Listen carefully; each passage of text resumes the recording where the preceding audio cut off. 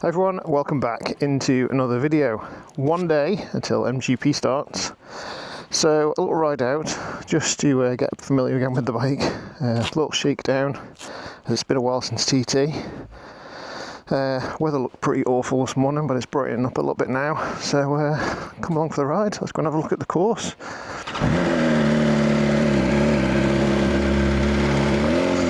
So we did this run out a couple of years ago and it turned out to be quite a popular one, so I thought I may as well bring you along for the ride. I'm going anyway. So Saturday morning, it's 9 o'clock. I did get up really early, believe it or not, around 6, thinking we'd get a nice run round because it was meant to be sunny all day, beat all the traffic, but it was raining. So typical Isle of Man, it's been forecast sunny all week for Saturday and it decided to rain this morning. And obviously the forecast, as many of you have seen for next week, isn't looking particularly brilliant, but it is what it is. But just a chance to take everyone around for a lap of the course. Anyone who's not been here this year and seen the difference of the road, and quite a few people commented how nice it was to see the road at road speeds rather than just seeing onboards at race speeds, and you can have a little bit more of a look around and see what's changed, and you get a different perspective of it when you see it at road speeds. And first off, you can see here where there's a little bit of damp in the road, and these are places where you do see it, where it's under the trees and takes a little bit longer to dry out. You don't want a race day when we're waiting for things to dry. But let's just go and have a look. So normally these laps are a little bit more relevant just before TT because you've had a bit more of a gap over winter and all of the changes to the surface are a bit more obvious. But it's still worth showing anybody who hasn't seen it what it looks like and any changes that have been made. If you're up in Junior Mills here, you can see the damp patches on the right, which are being protected by the trees, and you can see how those bits take longer to dry out than other places. You'll notice that the speed limit signs are all in as well, same as TT. So this is normally a de-restricted part of road the rest of the year, but right now it's 40 miles an hour. And I hate to sound like I'm going on about the weather all the time because it feels like that's all anyone talks about, but we've had one of the best summers ever. We didn't have a very good TT race week, and then the weather's been nothing but good since. It's rained about 3 days in the last 2.5 months, and it's due to break just as Grand Prix starts, which is really frustrating. But it does look like it's remaining relatively mild in terms of temperatures. So like last TT and this TT, although it was unsettled, it was also cold. If you're on the mountain, it was bubble hat weather. You would almost getting down to single figures up there. It was like 11, 12 degrees. So it looks like it's going to be a little bit warmer, which will be nicer for everybody, but just hopefully we just keep these showers away. At this point, there's been no real surface changes to the course at all. I think there was a little bit of work done on Bradham Bridge again, just to correct a couple of pieces where they'd had to make some adjustments or put some pipes underneath. But apart from that, the track and the road hasn't really changed at all from the start down through to here since last year. Interestingly, last week they started to take a tree away. I'm not sure if they were taking a tree down because there was a problem with the wall, or they had to take the wall down because there was a problem with the tree. Either way, they both came down. The tree is now no longer there, and the wall's gone back up through Grebe Castle. Only a few days ago they did that, so interesting to see how that looks. And you probably won't even notice it. It's on the inside, it's not really where you're looking. But the last couple of weeks, they've been doing... I thought she was pulling out in front of me then. The last couple of weeks they've been doing more and more filming for the TT film, and having closures in different parts. The mountain's been closed in parts. The last couple of days they've been closing the Glen Helen section, so somewhere from I think Bullig Bridge through to Cronkavody, and running the bikes through there for some filming. And I think they're still doing that now. Again, I was trying to get out early this morning to try and miss all that, try and beat them, but obviously the weather wasn't fit, so we'll see. Like, it'll be closed where it's closed, and we'll go round and show you some more back roads if we have to get around the road closures. So approaching Grebe Castle now, and it's on the inside through the next right. Oh yeah, you can really see where they're taking down. Rebuilding the wall, and the tree's gone there as well. Whether you'll notice that at race speeds, I don't know, but just interesting as a general kind of feature of the course that's no longer there. Big ash tree's gone. Always notice people in here, you know, like there's places I say where you notice spectators and you don't. because they're so low down, you know, the heads are like really, really low down, and as you come through, you feel like you're really, really close to them. And if you see any videos coming through there, you'll see how close the bikes get to that wall and how that's a pretty exciting little spot there. Always quite interesting the day before these events start, whether that's TT or Grand Prix. It's a strange kind of feeling where you expect it to be busier than it is. You're thinking, hold on, it starts tomorrow, where is everybody? And in first practice, all these people which are dispersed widely across the island all congregate in the same areas.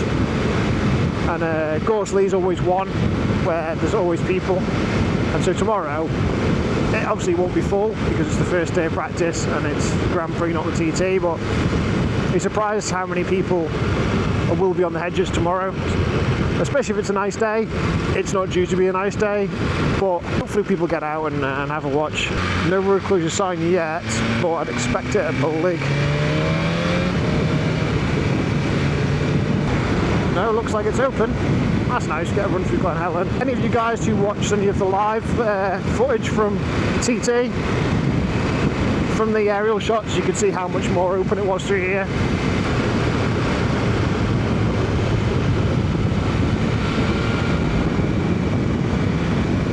I only really ride this bike and nothing else for the entire year, and so you just become used to this, and you don't I say recognise its flaws, that's the wrong word, but the little bits that you change, like how it's a little bit cramped and things like that, and then you get on the GS and the first thing you know is how much room you've got and how comfortable it is. That's what you recognise because that's what's fresh in your mind. But then jumping back on this, all of a sudden you realise just how agile the bike is. It's so nimble, it feels really small, it feels really stiff, and it feels like a little race bike compared to that big thing, which obviously that's exactly what it is. And just coming through there, you can see how the surface has just gone damp. That's how localised these showers can be here, and that's how it can be, you know, that's how you can catch you out. The Laurel Bank was bone dry, and now we've got damp patches as we approach Sarah's Cottage.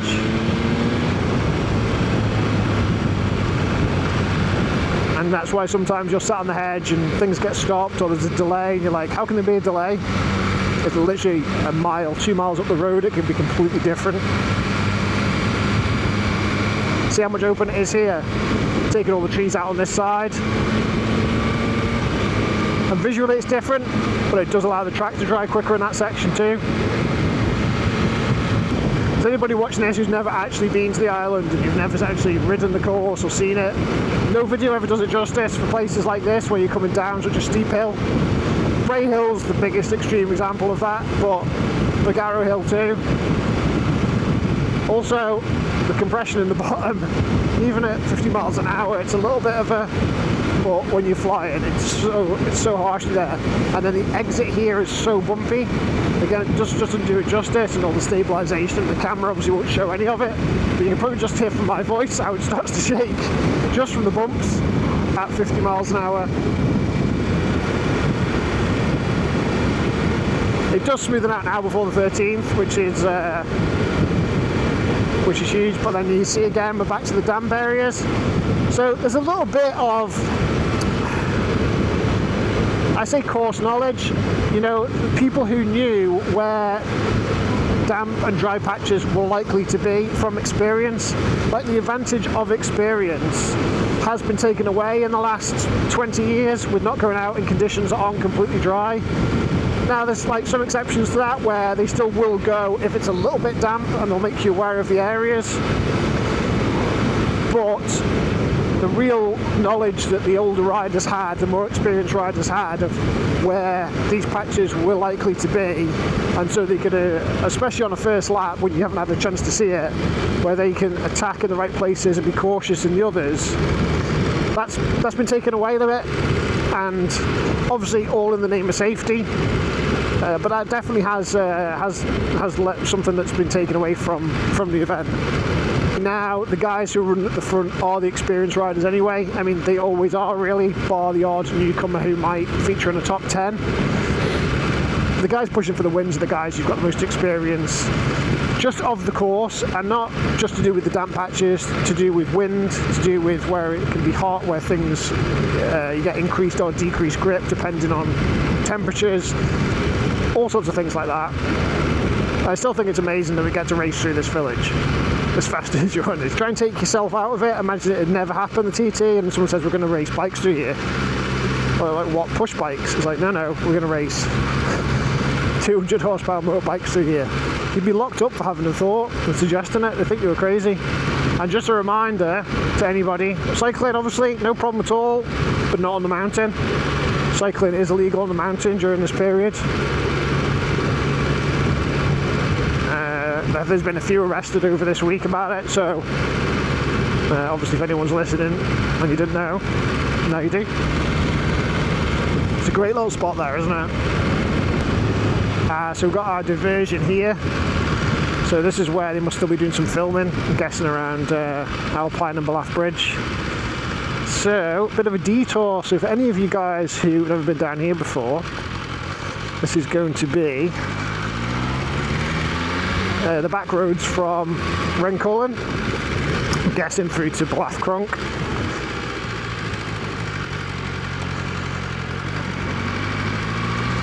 Whether they'll let us rejoin at Ballaugh Bridge or not, we'll see. It might be somewhere a bit further down. It might be Sulby Bridge. Honestly don't know. Let's see if they let us out at Ballaugh or not. I'm guessing not. Looks like it might be through to Sulby.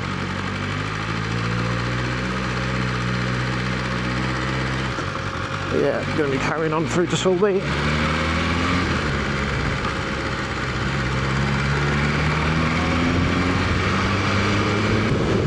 These are roads that I use quite a lot when we get the bikes early and they need running in. I'll come up north quite a lot because this is part of the old Derby Road course as well that loops back round, and it's just a great bit of road.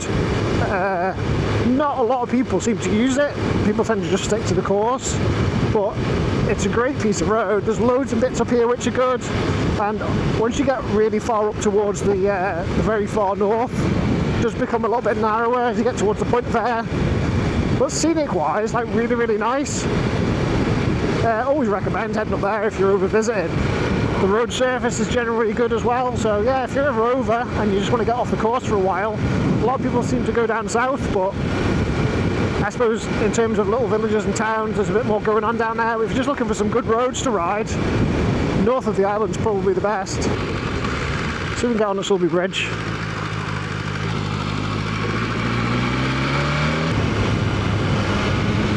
Like how nice these little smooth windy roads. Not crazy speeds, but just lovely little roads to ride on. Yeah, this looks right. This looks like we're at the other end of the diversion now.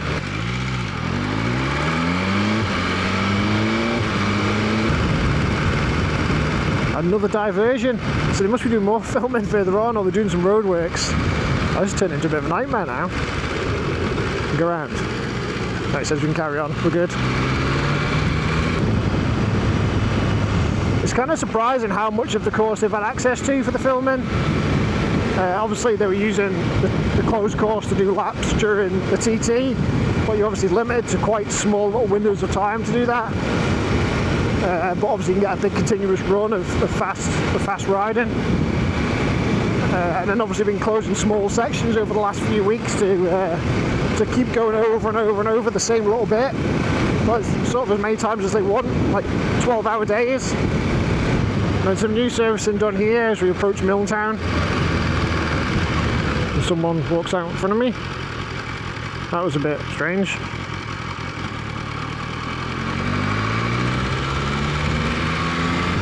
Just coming through Milltown there, and obviously gets used for, it's a big hospitality place for TT and Grand Prix as well, I guess. And Honda brought in a load of people at TT, some of their sponsors they brought over, and they've been to Milltown, and there was a race day that had been cancelled. I think it was the Wednesday. I said, how's it all work? So obviously with the racing gets cancelled, we've still got to fill their day. So obviously food and things and preparations for Milltown are booked so far in advance, that's still all on. So they end up coming up to Derby Museum, going from Milltown for lunch, and then they all came to me at the Sim Centre in the afternoon. Obviously the racing's not on, I can open up, so that's always an option. But yeah, difficult if you've come over for one day specifically for the racing and it gets cancelled for weather. That must be so difficult. Obviously, as somebody who comes to watch it and you don't get to see it, but also for the people who are trying to look after these people, it makes it quite difficult. But again, it's just kind of the nature of being here. There's nothing you can really do. I suppose you accept that risk when you sign up.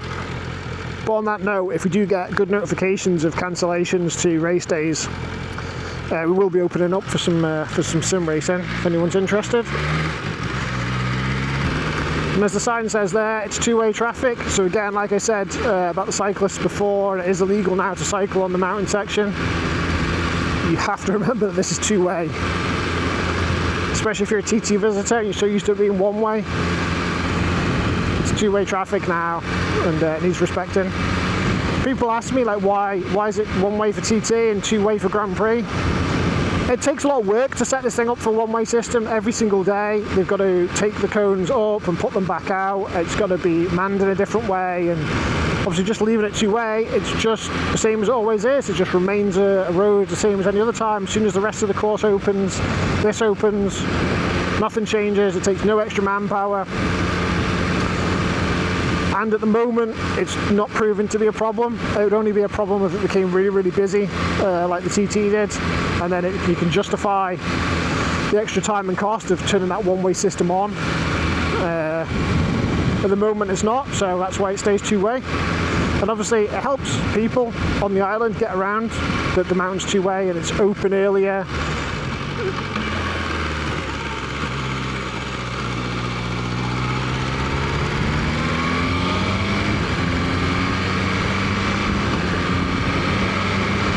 So obviously you'll see there's no cones here. The system's different. So normally the only difference is you come out of the hairpin, this would now be de-restricted. Any other time of the year, this remains 50, like it does for TT. And you need to be respectful through this section. You're about to get the mountain section with no speed limits. So if you can't just like stay under 50 through here, what are you doing? It's actually turned into quite a nice day in terms of it's not too hot, it's not too bright, it's not too windy. Once those damp patches are cleared on the bottom section, it'll be pretty much perfect. And this is where your de-restricted area sign is. So now it's de-restricted. But don't start charging around the outside of everybody, because it is two-way. I know 99% of everybody knows this and sensible, but I always think it's worth mentioning, because if one person listens, then it's been worth doing. I can see from the weather sock, it's pretty light winds ready for the mountain.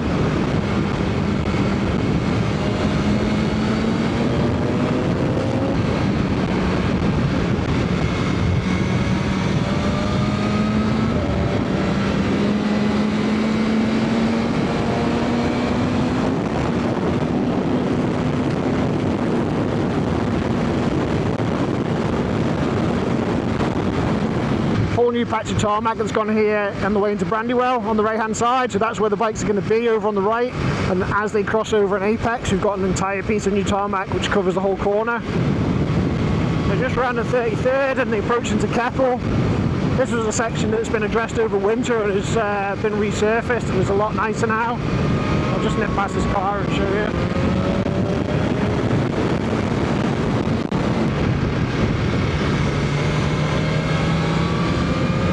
So you see this new surface from here. As you come through, this has all been done. You can see how smooth it is now.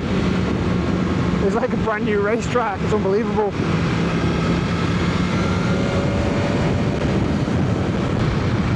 Obviously no cones, no traffic lights, no like turn back to the one-way system that you get when you come through here during TT. But one thing to recognise is that it is 60 all the way down here. And on the approach into Signpost, a very difficult corner when you're not used to it, in terms of you have to brake for something that you can't see. And that's not too common around here. There's lots of corners that you can't see as you approach them, but to brake heavily, because it is a heavy braking spot, you can see how slow the corner is, and you've come from a really fast section. So braking for a corner you can't see. The only benefit is if you get it wrong, you can go down the road towards Onken as a runoff, and obviously down through the nook that we can't go down because it's not open. That's only for the racers.